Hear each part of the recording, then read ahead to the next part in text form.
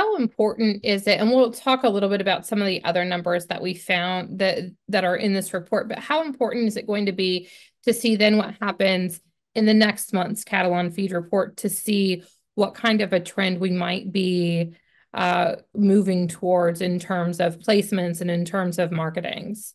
Yeah. So I think critical, right? So we don't want to read too much out of any individual report, but I think many of us felt like this was coming of we're going to start running below a year ago.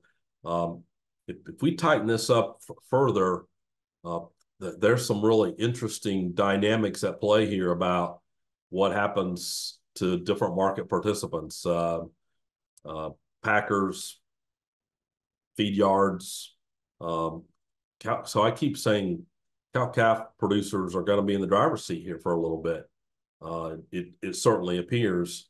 And what happens to the rest of the market participants? We need all of them, but it may certainly get tough in some cases.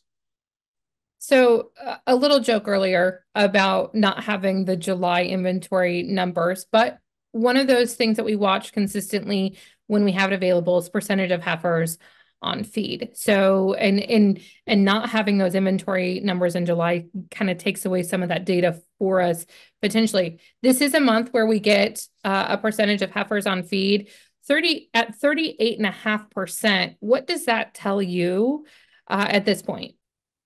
By itself, it tells me we're not holding heifers back to build the herd. Let's start with that piece of the news.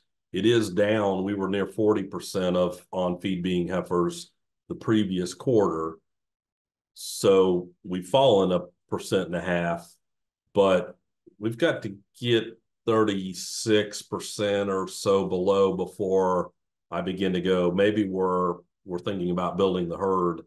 So those heifer numbers don't tell me there's anything really happening on the building side. And again, I'll just remind us back in 2015, we got down to like 31% of heifers on feed.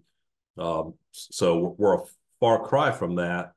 Don't want to make a trend out of one observation here, but getting another quarter down the road, if we slide further down, that sign ought to tell us something. We've been sitting here all trying to say, when's the herd going to build? And I think, all struggled with that answer. And we talk about weather and we talk about profitability.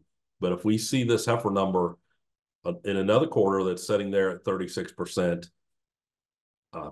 folks need to think about what that means. Now, that's not immediate, right? Even if we're starting to build the herd, it's going to take a time before we see those cattle market ready. So it's not immediate, but markets will respond to that kind of news. We have opportunities to do risk management, maybe some more coming this summer.